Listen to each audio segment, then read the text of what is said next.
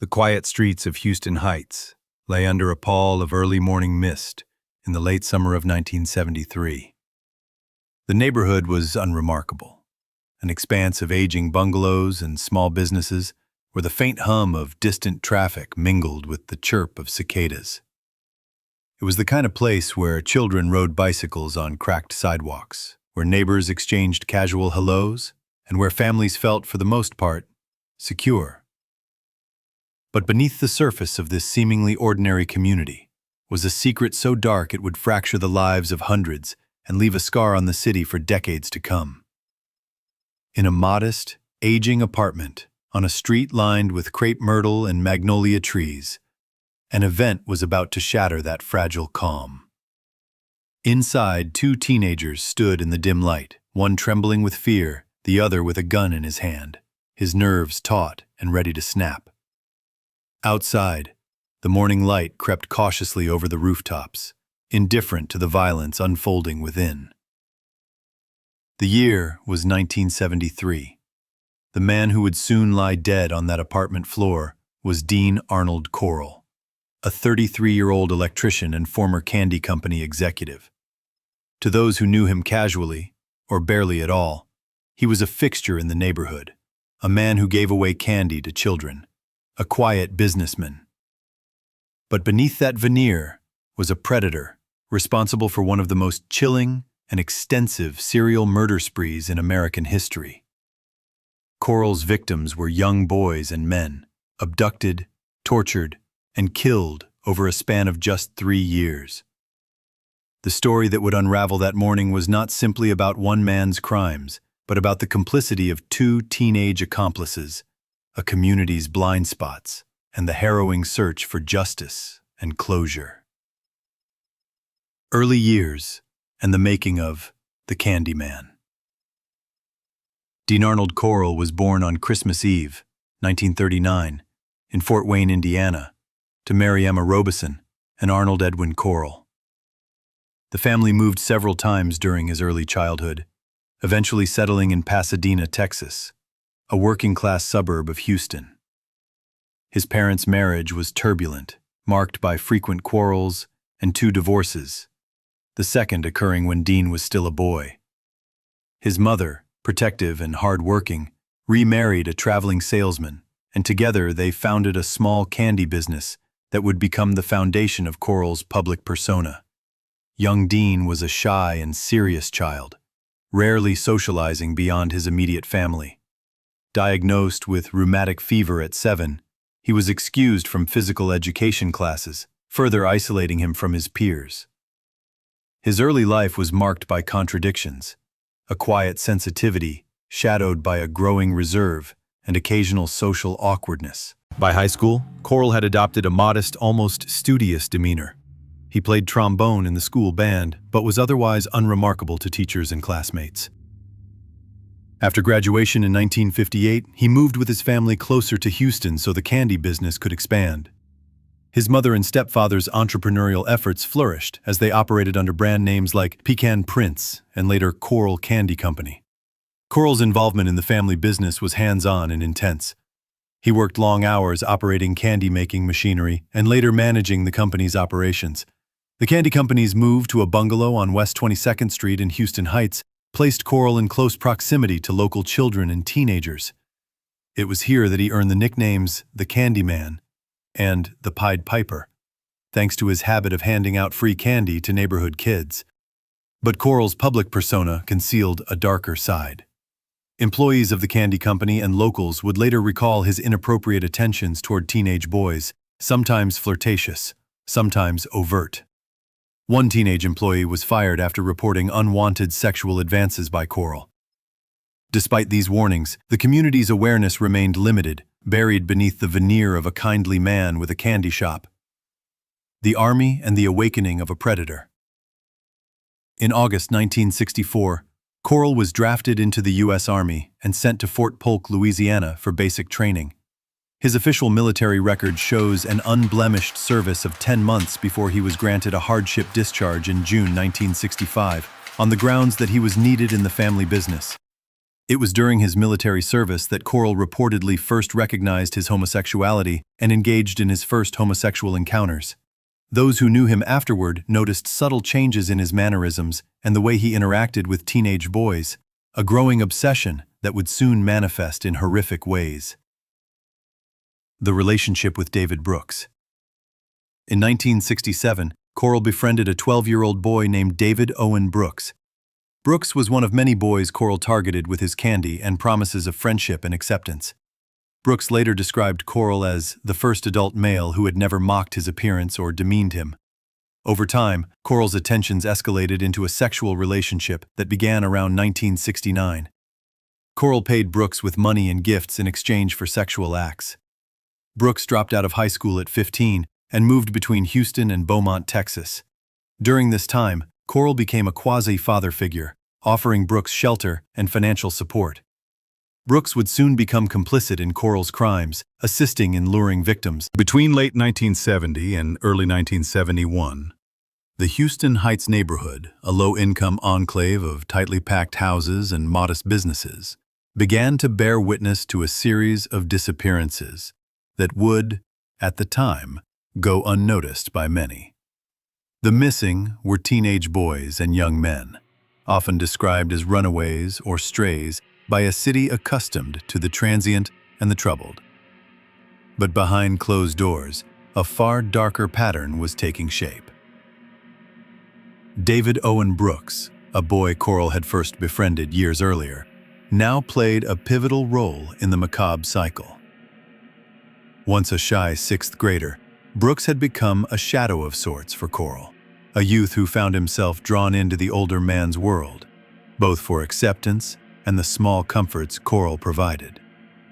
Brooks's home life was fractured, with divorced parents and little stability.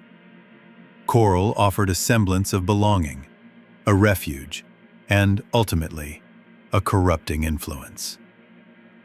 In December 1970, Brooks led two boys, James Glass and Danny Yates, away from a religious rally. Both 14, they were acquaintances of Brooks and trusted him enough to follow.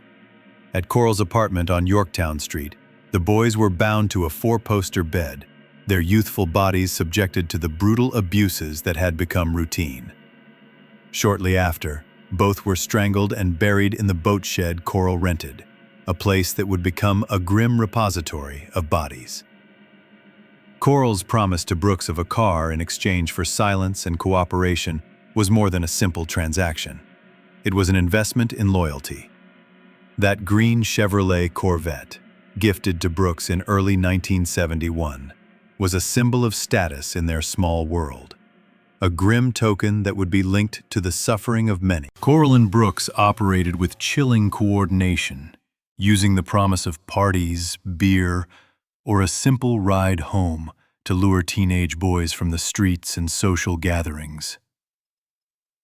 One of the most tragic ironies was that many of the victims were known to Brooks or Henley, sometimes friends or acquaintances, making the betrayals all the more profound.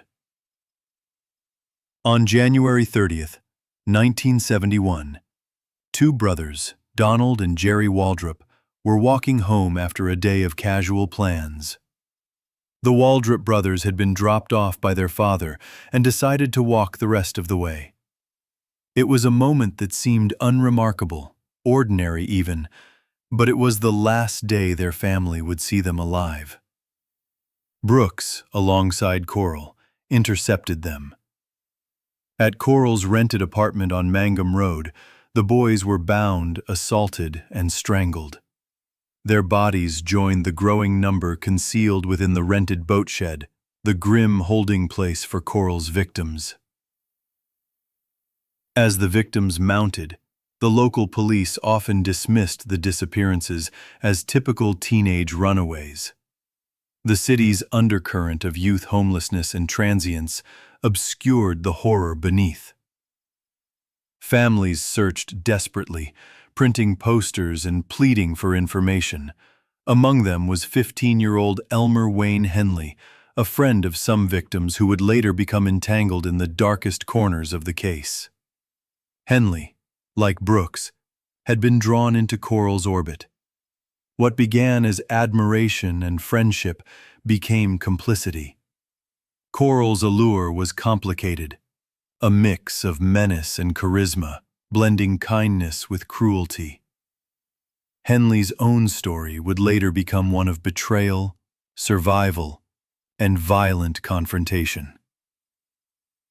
In March 1971, 3 more victims vanished from Houston Heights, including Randall Harvey, a 15-year-old boy last seen riding his bicycle toward Oak Forest, where he worked part-time. Brooks was again involved in these abductions, helping Coral lure the boys. At Coral's apartment, each would meet the same fate: restrained, sexually assaulted, tortured, and killed. Harvey's death was marked by a single gunshot to the head. Alongside Harvey were David Hilligist, 13, and Gregory Malley-Winkle, 16, last seen in late May 1971. Both were taken together to an apartment rented by Coral on West 11th Street.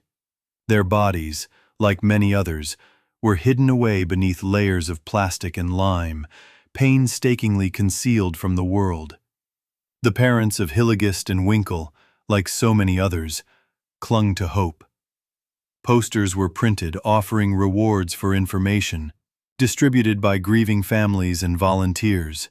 It was in these moments of desperation that Henley, still unaware of the full scope of Coral's crimes, helped spread the flyers, attempting to offer reassurance to friends and neighbors that their missing children might be safe. The sense of normalcy around Coral's presence in Houston Heights was shattered in small increments, invisible to most, but increasingly heavy to those closest to the victims.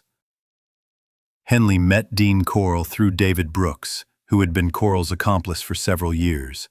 Brooks, by then a young man steeped in Coral's twisted world, had already taken part in luring victims to Coral's addresses, cementing a pattern of abuse and murder that no one outside their circle suspected. Unlike Brooks, who'd known Coral since childhood, Henley was an outsider, drawn in by a strange mixture of fascination and fear.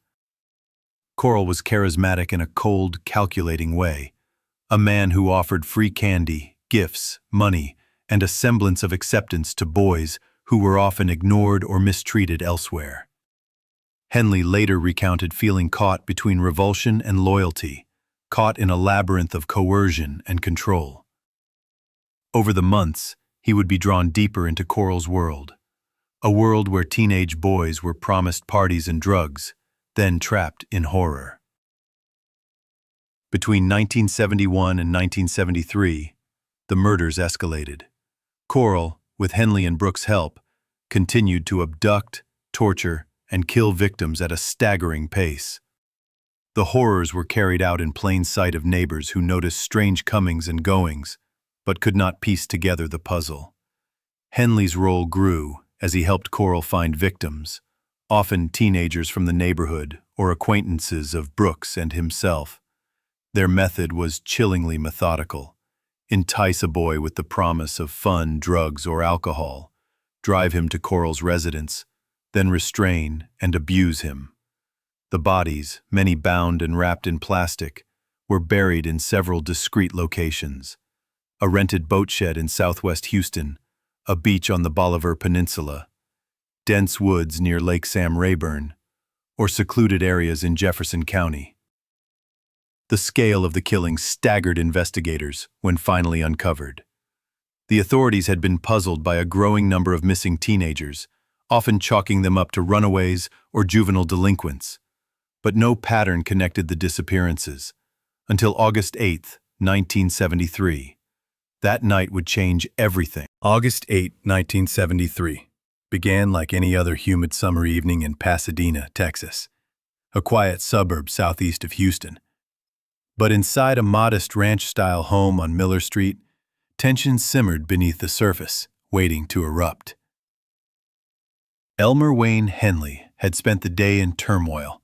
His relationship with Dean Coral was fraying, under the weight of years of complicity, fear, and resentment. Henley was no longer just an unwilling accomplice. He was beginning to see the monstrous reality of what Coral had done, and the lives destroyed. That night, something inside Henley snapped. The argument between Henley and Coral escalated quickly. Voices rose, emotions boiled over, and what began as a confrontation ended in fatal violence. Henley took a .22 caliber pistol, the very weapon Coral had used in his murders, and shot him multiple times, killing the man known locally as the Candyman. With Coral dead, Henley faced a choice: silence or confession. He chose the latter. Soon after, Henley called police to the house. His confession was chilling in its calm detail, a catalog of abductions, torture, and murders spanning years. He led investigators to the first mass grave, a boat shed where many bodies were buried in plastic wrappings and lime. Over the following days, law enforcement uncovered more graves. On the Bolivar Peninsula Beach, in dense East Texas woods, and in Jefferson County. In total, 28 victims were exhumed. All teenage boys and young men, many as young as 13. Their bodies bore evidence of prolonged torture and sexual assault, a brutal testament to Coral's cruelty and the complicity of his young accomplices. The sheer scale of the crimes stunned the community and law enforcement alike. It was the worst serial killing case the Houston area had seen, and it thrust the quiet streets of Houston Heights and Pasadena into the national spotlight. Elmer Wayne Henley and David Brooks were both arrested and charged with multiple counts of murder. Brooks, only 16 at the time of his arrest, was sentenced to life imprisonment. Henley, then 17, was convicted of 6 counts but was spared the death penalty because it was on hold during that period. He received life sentences as well. The trial and investigation revealed more than just the crimes. They exposed a community's failure to see the warning signs, a justice system ill-prepared for such a case, and the fragile lives caught in a web of violence and manipulation. In the decades that followed, Henley would come up for parole repeatedly, each time facing fierce opposition from victims' families and the public. David Brooks died in prison in 2020 from COVID-19 complications. The lives behind the numbers. Behind the cold count of 28 recovered bodies lay real lives, hopes, and stories abruptly cut short. Each victim was a teenage boy, some neighbors, some strangers, lured into a nightmare they never saw coming. Jeffrey Allen Conan was the first known victim. An 18-year-old college freshman from the University of Texas, he vanished while hitchhiking home in September 1970. His parents would never know the full horror until decades later, when forensic analysis uncovered the circumstances of his death. Manual strangulation, bound and gagged, buried beneath a boulder on High Island Beach. Others were close to Coral's circle. James Glass and Danny Yates, both 14, attended a religious rally in Houston Heights before being lured away by David Brooks to Coral's apartment. Their bodies were found tied to a 4-poster bed, evidence of the torture and murder that had become routine. Randell Harvey, only 15, worked part-time at a gas station. His family last saw him cycling toward work on a warm March afternoon. Like the others, he was abducted, held alive for days, and ultimately shot in the head. Then there were those whose disappearances rattled the local community. Donald and Jerry Waldrop, teenage brothers snatched from a neighborhood street while walking home.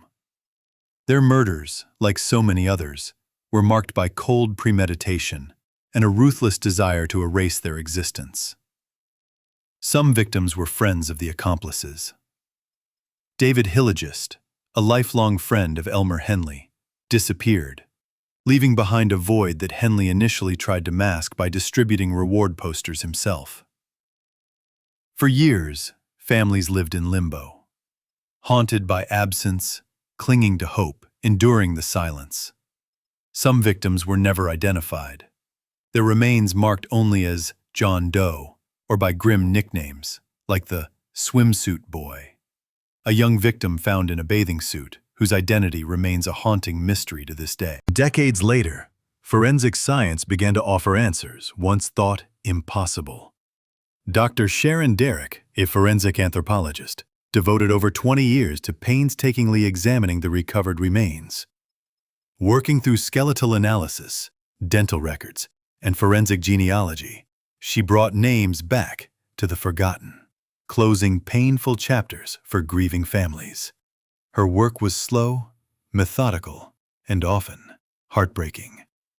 Bones long buried in lime and plastic had to be carefully extracted and analyzed, sometimes yielding just fragments from which to reconstruct identity. One of her major breakthroughs was confirming the identity of Donnie Falcon, a boy who had vanished in 1971 and whose fate had been a source of speculation for decades. His sister, Deborah Christie, remembered the years of uncertainty before the closure brought by Derrick's work. "I have no doubts," Christie said. "When his body came home, my mother hugged it and cried. It was almost 45 years of waiting." But the scientific quest also uncovered painful truths, evidence that some remains previously unidentified could not be conclusively matched with missing persons. Some cases remain open. The full extent of Coral's victims likely never fully known. The spring of 2012 was loud in Canada, though not always in ways people could pinpoint. The national conversation flickered between looming federal budget cuts and the tuition protests raging in Montreal, where tens of thousands of students in red squares choked the streets for nights on end. Helicopters throbbed overhead, and riot police with visored helmets pushed against young protesters, wielding placards about debt, class war, and the politics of austerity. Canada's illusion of quiet civility, already strained by the financial hangovers of the late 2000s, was beginning to fray. At the same time, in the darker corners of the internet, a different kind of unrest gathered. Anonymous online collectives, fueled by equal parts boredom, cruelty, and civic vigilante instinct, swapped rumors of a man they called the Vacuum Kitten Killer. The videos had begun surfacing in 2010. Grainy, shaky clips of a young man, clean-featured and indifferent, suffocating kittens in unspeakable ways. Forums erupted. Users swore to track him down, some driven by rage, others by the addictive lure of digital manhunts. But the wider world wasn't watching yet. Not until the man in the videos graduated from animals to people. This was the terrain into which Luca Rocco Magnotta stepped. A world buzzing with economic anxiety, class resentment, and a culture newly addicted to watching its own horrors in real time.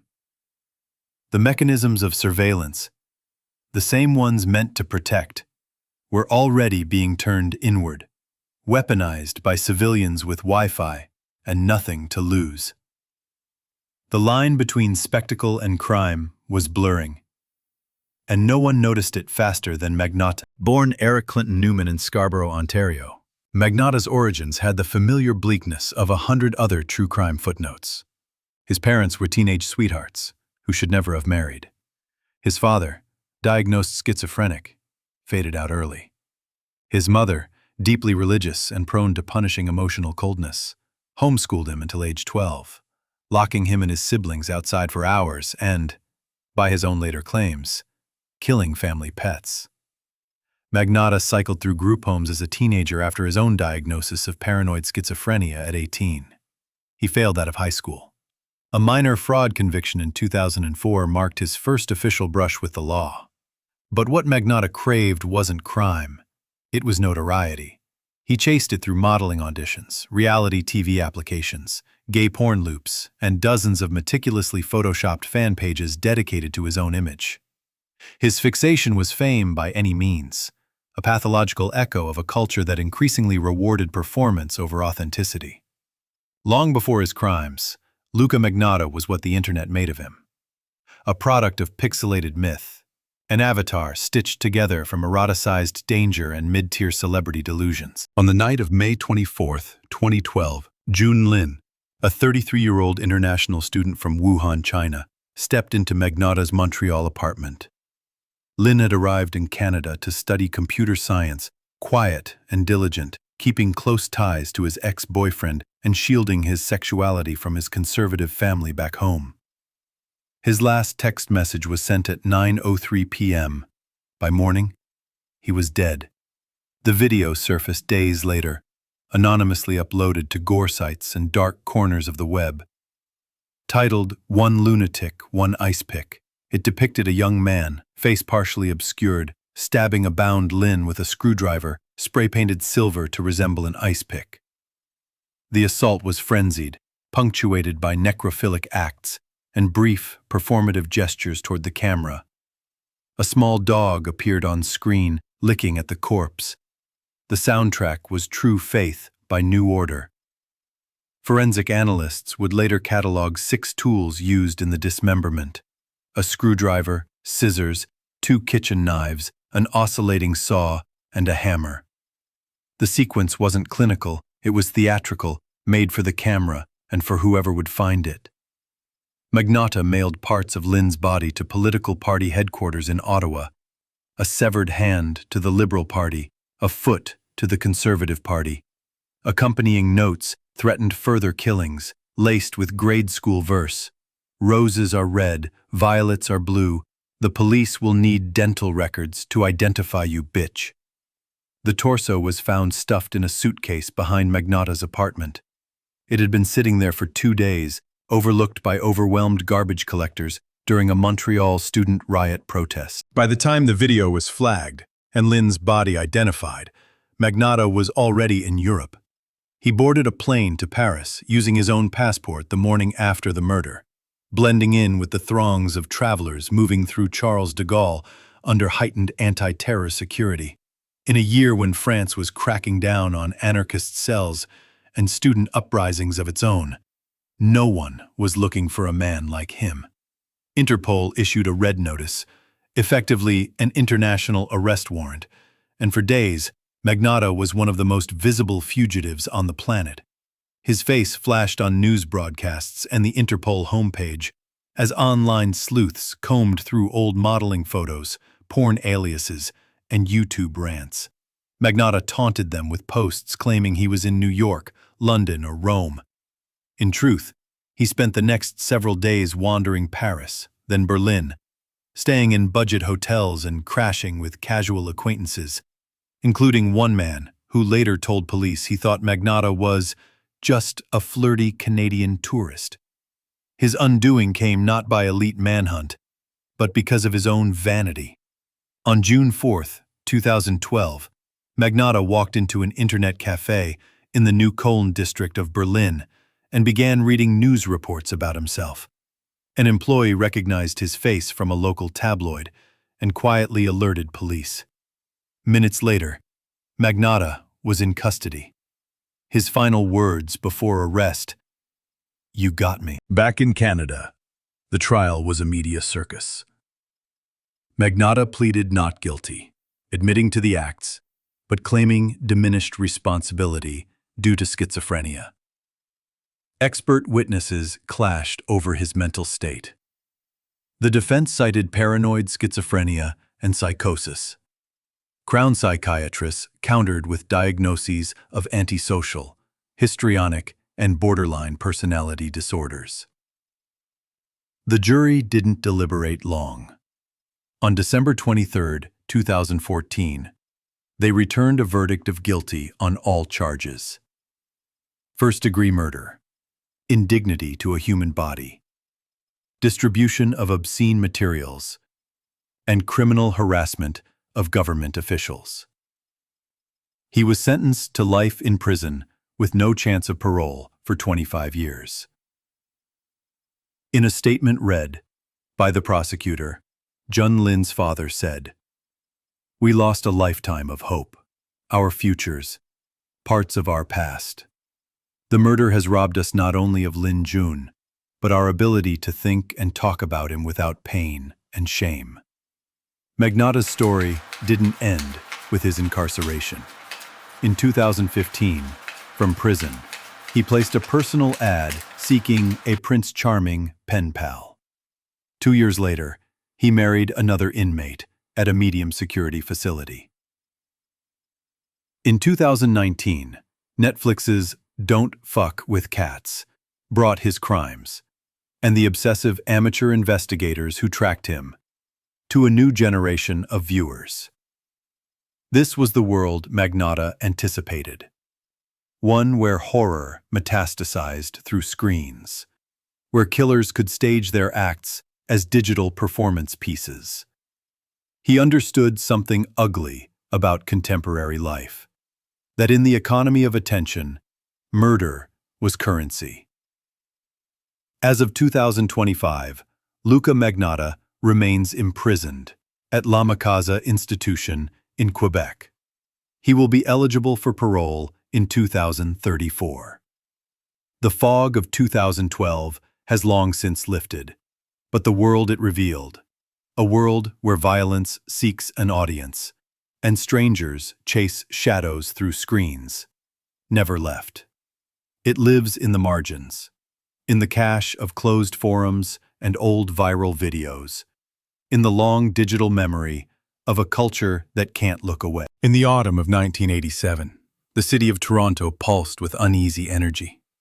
The Cold War, though nearing its end, still cast a long shadow over North America, breeding a collective unease in the air.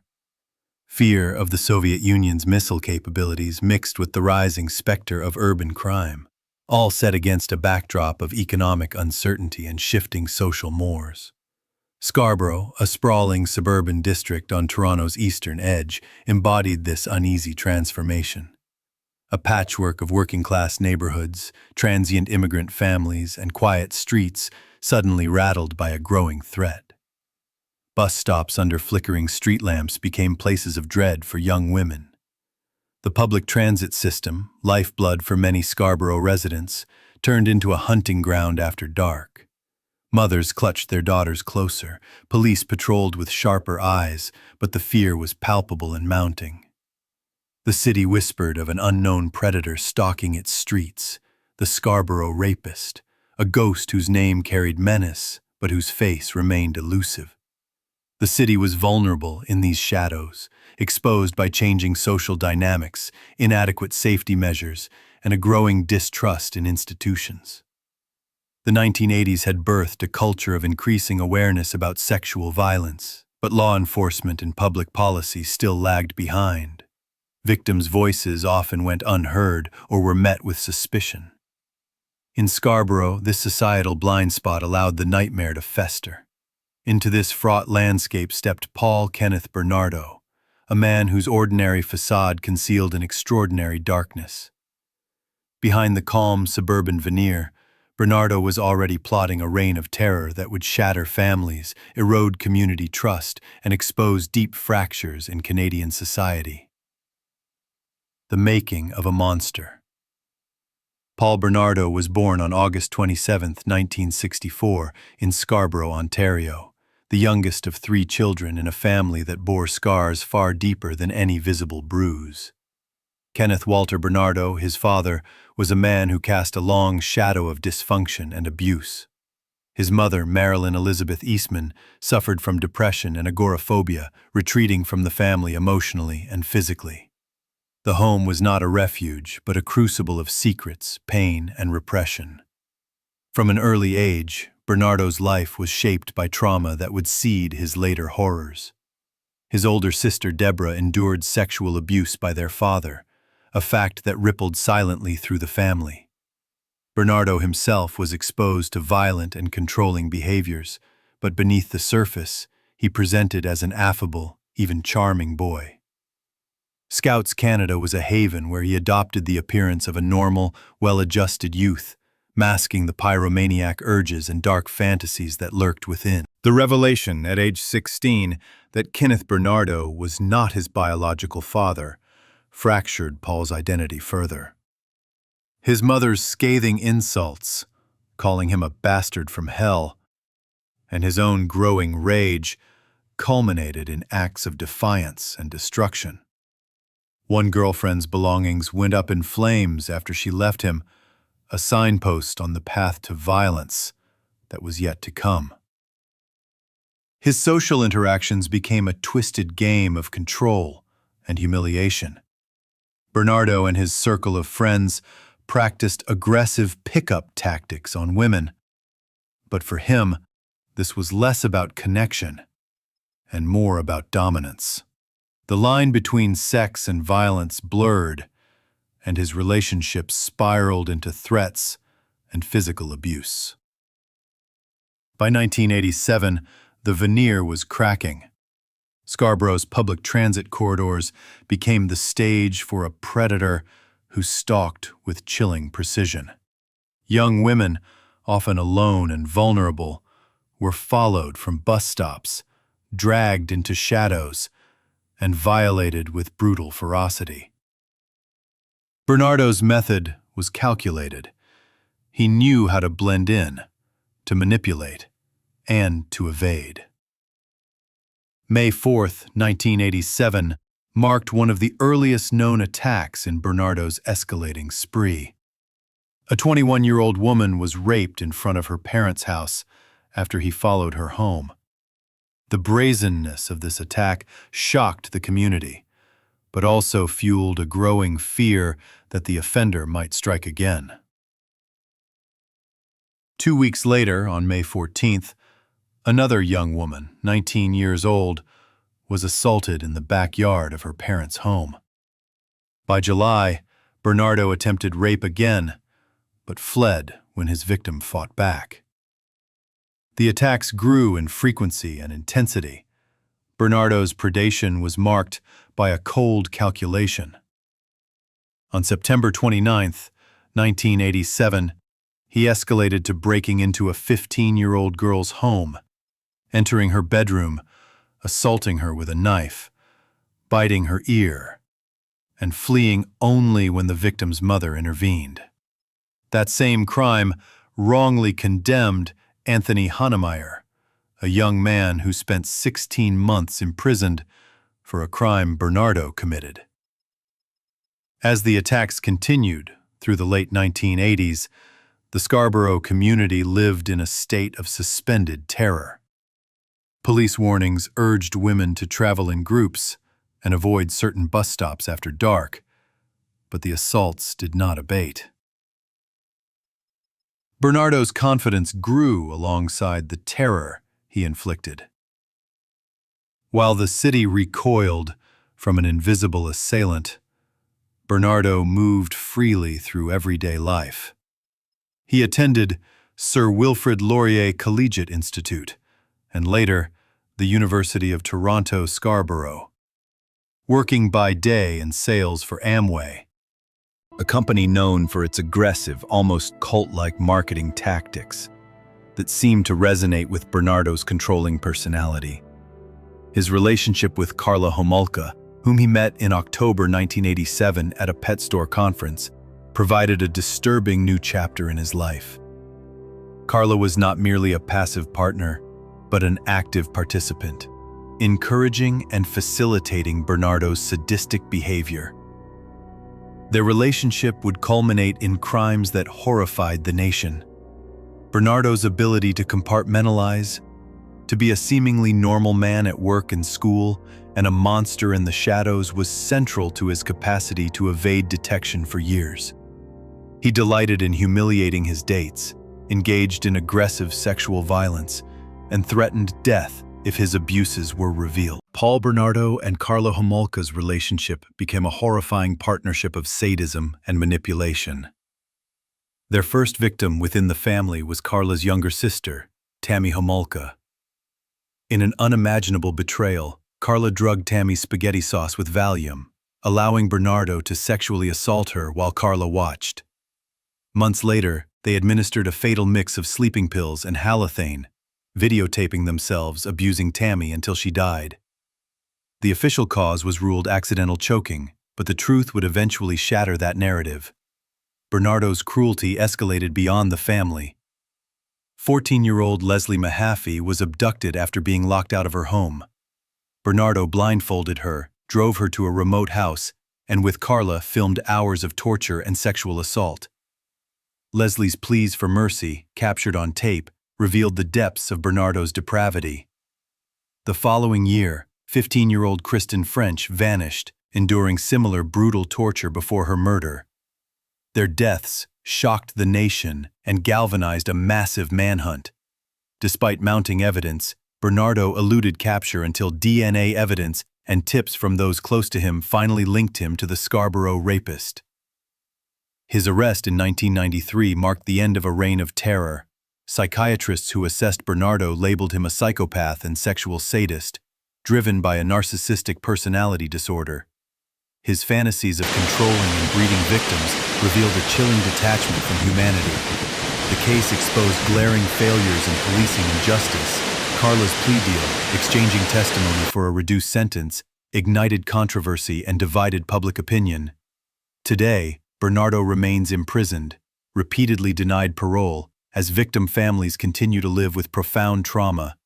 Transfers to less secure prisons sparked public outrage, reflecting the lingering wounds from his crimes.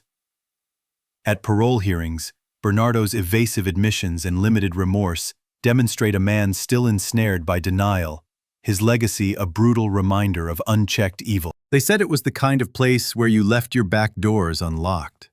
A modest sprawl of terraced houses and neat brick bungalows, Hyde clung to the eastern fringe of Greater Manchester, like a town out of time. A place where people still nodded to one another in the street and knew their neighbors by name. A pub on every corner, fish shops doing steady trade, and the hills of Saddleworth Moor looming gray on the horizon. But the people of Hyde understood darkness. They knew what evil looked like. In the 1960s, two of their own, Ian Brady and Myra Hindley, had lured local children to their deaths, burying them out on the cold, endless moor. The names of the victims were carved into the town's history like an open wound. Pauline, Keith, Leslie Ann. Their ghosts lingered in whispered warnings to children to be home before dark. Hyde had paid its dues to horror. By the 1990s, people assumed the worst of times were behind them. The world outside might have felt more dangerous, but Hyde was still a town where elderly women met for tea on market days and children rode bikes in cul-de-sacs. And in the heart of it all, there was one man they trusted above all others. Dr. Harold Frederick Shipman. The quiet, heavy-set GP with thick glasses and a beard, who made house calls on foggy afternoons and spoke with the kind of plain, unhurried authority that put people at ease. A doctor from the old school. He never left a patient waiting long, knew your family by name, and always found time for a cup of tea. They called him Fred. He called his patients Love. What they didn't know was that, for over 2 decades, Harold Shipman was killing them, one by one. If there was a defining moment in Harold Shipman's life, it came in the summer of 1963. 17 years old, a bright, reserved boy on the Bestwood estate in Nottingham, Shipman watched his mother Vera waste away from terminal lung cancer. There was no hope of recovery. Only comfort remained. And so the doctor came, daily now, administering doses of morphine until the pain dulled and Vera slipped into the narcotic hush of dying. Shipman sat by her side, watching as the drug took away her agony, gave her peace, and finally claimed her. In those final weeks, he saw something else. He saw power. The ability to end suffering with a simple injection. The quiet, intimate control over life and death. 6 years later, he graduated from Leeds School of Medicine and entered the National Health Service. In 1975, Shipman was caught forging prescriptions for pethidine, an opioid painkiller, for his own use. He was hooked. Injecting himself with doses so large his veins collapsed, charged with forgery and drug offenses, he narrowly avoided being struck off the medical register. Rehab followed, a second chance. By 1977, he arrived in Hyde, a little-known doctor with a past buried under polite introductions. And Hyde, a town eager to forget its own horrors, embraced him. 21 Market Street, Shipman opened his own practice. It was modest, unassuming even. Ivy crept up the walls. Patients waited on cracked plastic chairs under faded posters about flu jabs and cholesterol. But inside, he built a thriving list of loyal patients, most of them elderly women. They adored him. He was the old-school doctor who still made house calls, who'd visit on a chilly evening just to check on a chesty cough. He took time. He cared. He joked and teased. And when they died, and so many did, he was there to comfort grieving relatives, sign the death certificates, and advise against a post-mortem. There was no need for it, he'd say. Natural causes, old age, a merciful release.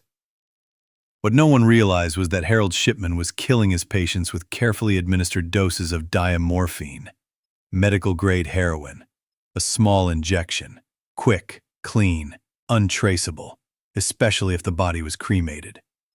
The deaths mounted quietly, dozens, then scores. He was methodical, but something inside him couldn't stop. In the summer of 1998, John Shaw, a local taxi driver, began to notice a pattern. Time and again he'd take the town's elderly residents to Shipman's surgery. Many seemed well enough, chatty, alert, looking forward to market day or visits from family. And then they'd be dead. Too many, Shaw thought. It's not right. When he approached the police, they politely dismissed him. Without proof, what could they do? Old people died. That was life. But Shaw wasn't the only one who noticed. Dr. Linda Reynolds, another local GP, was troubled by the number of cremation forms passing through her office with Shipman's signature. Elderly women, most of them living alone, found dead shortly after a visit from the doctor. She raised it with the local coroner. Police made quiet inquiries, but Shipman, cool and assured, talked his way through the questions. No case, nothing to see. The investigation was shelved.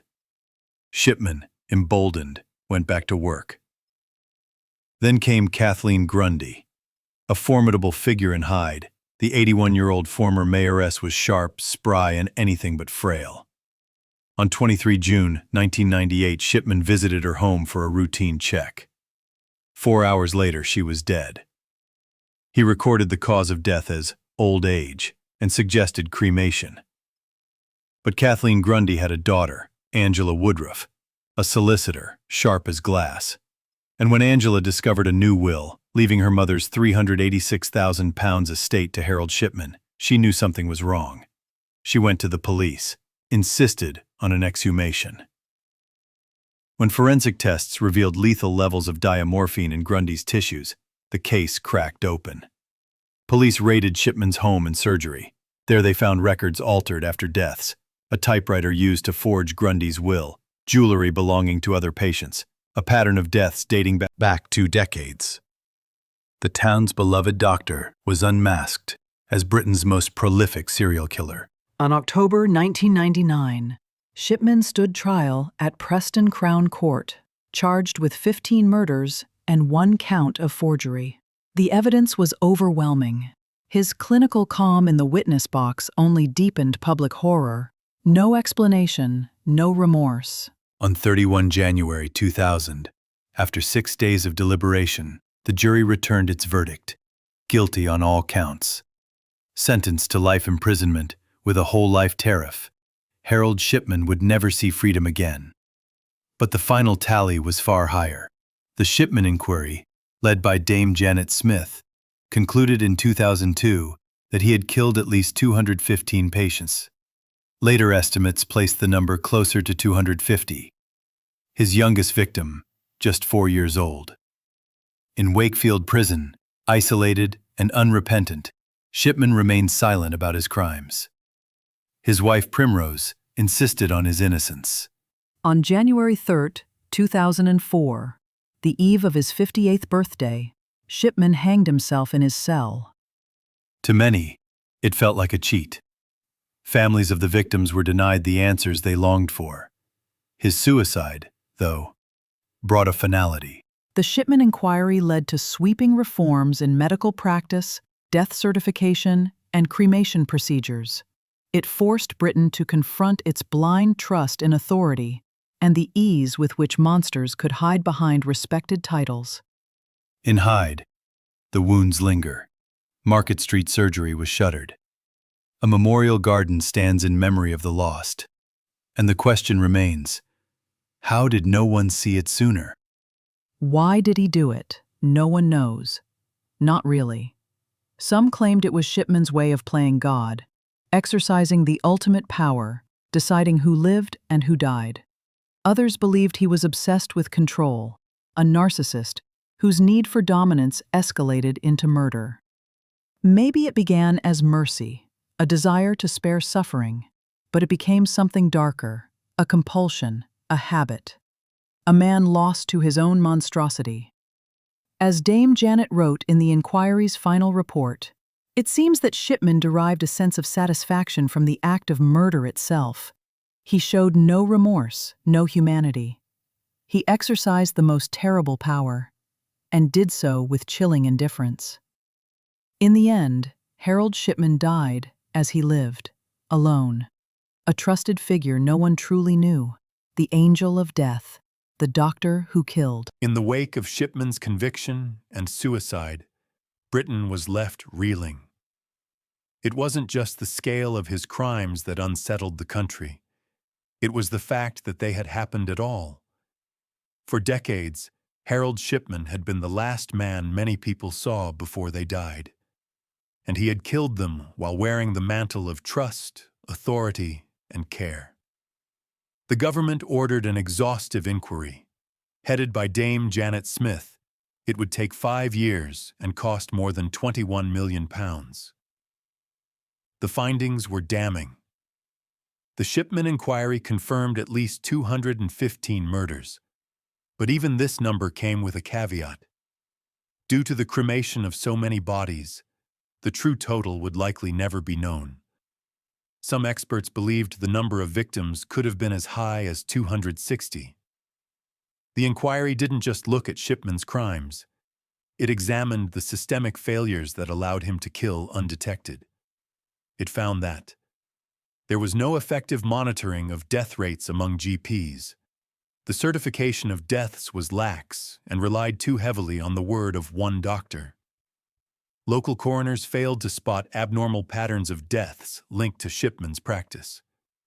The NHS had no reliable systems for tracking controlled drug prescriptions like diamorphine. As a result, the UK overhauled its processes for death certification and cremation paperwork. A national system for monitoring GP mortality rates was introduced. Controlled drugs became subject to stricter regulations. It was a reckoning not just for British healthcare, but for a nation's willingness to place absolute trust in the medical profession. Yet for the families of victims, reforms came too late. Shipman's name, once a fixture of trust, became a byword for betrayal. In Hyde, the community struggled to forgive itself for loving a man who had murdered so many of their mothers, grandmothers, and neighbors. Harold Shipman refused to fade quietly from Britain's consciousness. In the years following his death, his story proved too lurid, too grotesque, and too irresistible for the media to ignore. In 2002, ITV aired Harold Shipman, Dr. Death, a dramatization of his crimes, with actor James Bolam in the title role. The film reignited outrage from victims' families, but drew huge viewership. A string of other productions followed. Beyond Belief, Scenes from the Shipman Inquiry, a stark stage play that used actual inquiry transcripts, was performed in Manchester in 2004. Harold Shipman, Dr. Death, a documentary with new testimonies, aired in 2018, though critics noted it offered little new. The Shipman Files, a very British crime story, a 2020 BBC documentary series, examined not just his crimes, but how British society enabled them. His infamy seeped into satire, too. In 2001, the notorious Viz comic published a cartoon titled Harold and Fred, They Make Ladies Dead, pairing Shipman with fellow serial killer Fred West. Outrage followed. The artist Cold War Steve has repeatedly featured Shipman in his surreal political collages, a symbol of trusted authority gone monstrous. Even pop music wasn't immune. The post-punk band The Fall referenced him by name in their 2005 track What About Us. Most recently, in 2025, Shipman's ghost resurfaced on the reality game show The Traitors. In a heated roundtable, a contestant compared a medical doctor on the show to Shipman, a moment that immediately went viral, with Shipman trending on social media once again. Each appearance prompted the same cycle: shock, anger, fascination. Britain, it seemed, could neither forgive nor forget. What remains hardest to reconcile is that Harold Shipman was utterly ordinary, not a raving lunatic, not a shadowy figure in the night, but a man who lived in a modest home, tended a garden, went on holiday to the seaside, and drove a sensible car. His neighbors remembered his gruffness. His patients adored him. Colleagues envied his patient list. And through it all, he killed. More than 250 lives taken, one injection at a time. He didn't murder for wealth. The forged will of Kathleen Grundy appeared to be an aberration. He didn't kill for sexual gratification, nor as a mercy. It was power, pure, unfiltered dominion over life and death. He could stop a heart, sign the certificate, offer condolences, and walk away unchallenged. The embodiment of evil in plain sight. As Dame Janet Smith reflected, the case of Harold Shipman is profoundly disturbing because it makes us question how well we really know those in whom we place our deepest trust. In the end, Harold Shipman left behind more than victims. He left a nation forever altered, a town scarred, and a cautionary tale of how darkness can wear the face of decency. And in Hyde, the old pub warnings to children about the moor had to make room for a new ghost. The doctor who killed. The wind moaned through the bare branches of the forest surrounding Plainfield, Wisconsin. Shadows thickened with the falling dusk, swallowing the jagged edges of a small wooden shed. Inside, the air hung heavy with a coppery stench, a mixture of earth and something far more unsettling. Hanging upside down by his ankles from a crude wooden crossbar was the headless, gutted body of a woman. Blood had darkened the worn floorboards beneath her, and nearby, a burlap sack lay heavy with its grim burden. A sheriff's deputy approached cautiously, his flashlight trembling in the chill as it illuminated walls lined with human skulls, some decorated with frayed ribbons like trophies of a nightmare. Bowls made from skulls, lampshades stitched from human skin, and belts fashioned from human nipples cluttered the room, telling a story more horrifying than any fiction. And there, in the center of this macabre shrine, stood the man responsible, Edward Gein. His eyes were dull, his voice soft and confused as he muttered, "I just wanted to be my mother." Edward Theodore Gein was born in the waning summer of 1906 in La Crosse, Wisconsin. The second son of George and Augusta Gein, Edward's early years were marked by an intense and complicated devotion to his mother. Augusta was a stern, fervently religious woman whose puritanical worldview shaped the isolated world her sons inhabited. From early on, Augusta preached the inherent sinfulness of the world. She warned her children of lust and temptation, painting women broadly as harbingers of moral decay. In this atmosphere thick with fear and repression, Edward's identity and affections became narrowly focused, fixated almost exclusively on his mother.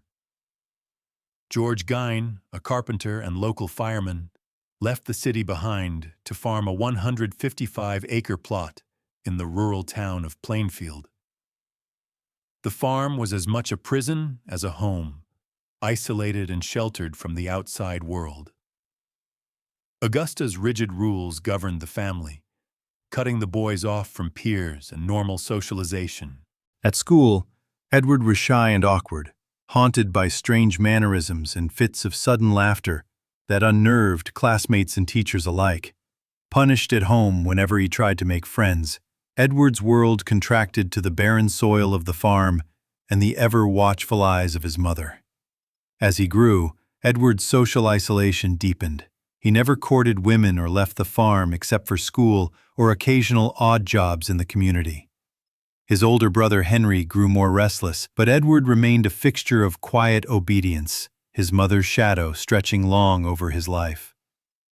The deaths of his father in 1940, his brother Henry, under mysterious circumstances in 1944, and his mother in 1945, shattered what little normalcy remained.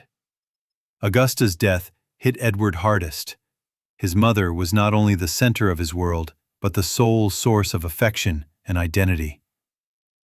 After her passing, Edward locked away the rooms she had used most, the parlor, the upstairs bedroom, as though preserving her presence.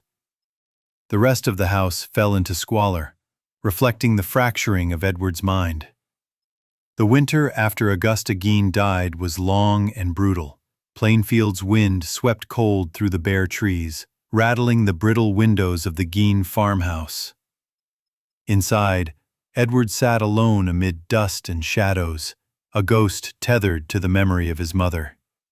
The house, once orderly under Augusta's strict hand, now decayed like a tomb. The floorboards creaked under the weight of silence. Yet in one corner of this ruin, a shrine remained untouched, his mother's favorite rocking chair, a collection of her hymnals, the parlor curtains pulled tightly closed. Edward rarely spoke, his conversations with neighbors brief and awkward. When he did leave the farm, it was only to perform small jobs, handyman work, babysitting, or delivering milk from local farms.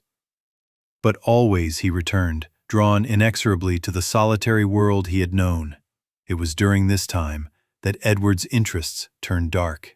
He developed a fascination with the human anatomy, spending hours poring over medical textbooks he acquired through secondhand shops. The pictures of bones, muscles, and organs consumed him. The boundaries between life and death blurred for Edward. He began visiting the local graveyard at night, creeping between the tombstones beneath a veil of darkness. There, he dug up freshly buried corpses, bringing back skin, bones, and organs to the farmhouse. These exhumations were not acts of cruelty alone. To Edward, they were ritualistic gestures, a desperate attempt to hold on to the dead, to touch, to wear, to become them.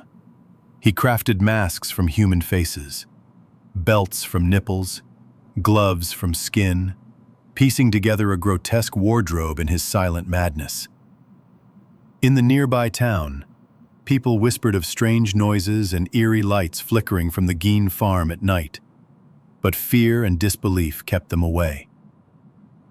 Edward had become a figure of rumor, the odd recluse, the hermit who spoke little and saw fewer. His only meaningful connection remained the memory of his mother. Many who studied his case believe he sought to literally reconstruct her through the flesh and bones of others. Some experts have described his behavior as a psychotic response to profound grief, a deranged yearning for connection warped by years of isolation and repression. But beneath the quiet horror, darker acts loomed. On a cold November morning in 1957, the small town of Plainfield awoke to unsettling news. Bernice Worden, a 58-year-old hardware store owner, had vanished. The cash register at her store was missing, and a chilling trail of blood led from the back door into the darkness beyond. Bernice's disappearance quickly became the focus of a tense investigation. Her son, Frank, a deputy sheriff, harbored a growing suspicion, a quiet, unsettling sense that the reclusive Ed Gein might be involved. Gein, who had been spotted near Bernice's store shortly before she disappeared, was brought in for questioning. Yet the grim reality awaiting the police at Gein's farm was far beyond anything they had anticipated. When officers entered the cluttered farmhouse, they were greeted by a scene from a nightmare. Bernice Worden's body hung suspended from the ceiling, decapitated and gutted. Her head was found later, concealed in a sack, while her heart dangled grotesquely in a plastic bag. But the horror did not end there. As investigators searched further, they uncovered a macabre collection of human remains. Jars filled with preserved organs, skulls repurposed as bowls, and a chilling belt constructed entirely from human nipples. The farmhouse had become a bizarre museum of death, a grim testament to the fractured mind of its occupant. Under intense questioning, Ed Gein confessed to the murders of Bernice Worden and Mary Hogan, a tavern owner who had disappeared 3 years earlier. Both women resembled his deceased mother, Augusta, fueling speculation that Gein's crimes were twisted attempts to reconnect with her. Moreover, Gein admitted to exhuming corpses from local graveyards, mutilating the bodies, and using their parts to fashion masks, clothing, and household items.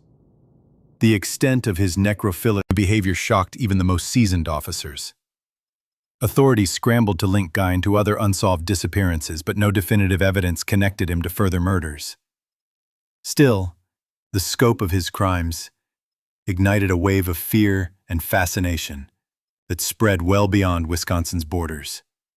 Gein's atrocities earned him terrifying nicknames like the Butcher of Plainfield, the Plainfield Ghoul, and the Grandfather of Gore. His case became the subject of nationwide headlines and would inspire a new dark chapter in American cultural lore. Yet, amid the public horror and media frenzy, the legal system grappled with a more complicated question. Was Ed Gein sane? Was he criminally responsible for his horrific actions? Or was he a broken man beyond the reach of justice? The answers would unfold slowly, during a courtroom drama that exposed not only Gein's crimes, but also the limits of understanding madness. In the wake of his horrific confessions and the grisly evidence unearthed from his Plainfield farmhouse, Ed Gein faced the weighty machinery of the American justice system. Yet, the case was anything but straightforward. Following his arrest in late 1957, Gein's attorney, William Belter, entered a plea of not guilty by reason of insanity. The defense strategy focused on Gein's mental state, arguing that the killer's warped actions were the product of profound psychological illness rather than cold-blooded criminality. Early psychiatric evaluations painted a disturbing portrait. Diagnosed with schizophrenia, Gein exhibited signs of delusional thinking, hallucinations, and a fragmented sense of reality. His bizarre fixation on his deceased mother, combined with his compulsive grave robbing and macabre craft work, pointed to a mind shattered by trauma and psychosis. In January 1958, the court deemed Gein unfit to stand trial. He was committed to Central State Hospital in Waupun, Wisconsin, a facility designed to house the mentally ill.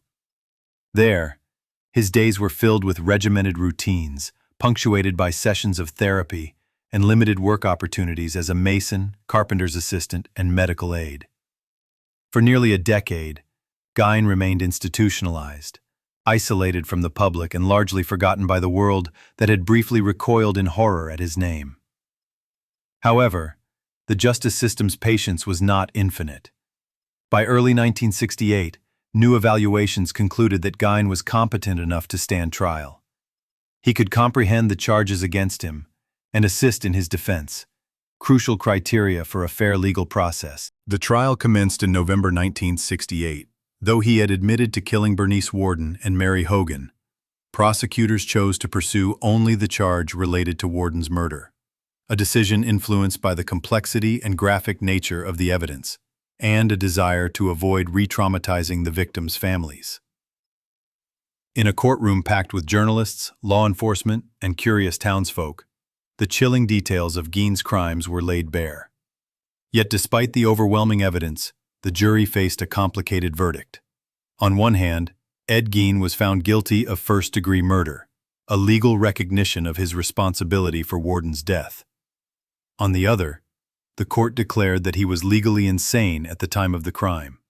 The distinction meant that while Gein was held accountable, he was also deemed incapable of understanding or controlling his actions in a conventional sense. The verdict resulted in Gein being recommitted to Central State Hospital, where he would spend the rest of his life. His institutional existence was marked by relative quietude. Unlike the media spectacle of the late 1950s and 60s, the man once dubbed the Butcher of Plainfield faded into obscurity within the cold walls of psychiatric care. In 1974, Gein made a rare attempt to petition for release, a move that shocked those who remembered his gruesome crimes. The plea was swiftly rejected, reinforcing society's resolve to keep him confined. As the years passed, Gein's health declined. In the late 1970s, he was transferred to the Mendota Mental Health Institute in Madison, Wisconsin, where he died in 1984 of lung cancer and respiratory illnesses. Despite the end of his life, Ed Gein's legacy endured. Not only in headlines, but in the cultural imagination. His story challenged the boundaries of criminality and mental illness, raising questions about justice, morality, and the human psyche's darkest recesses.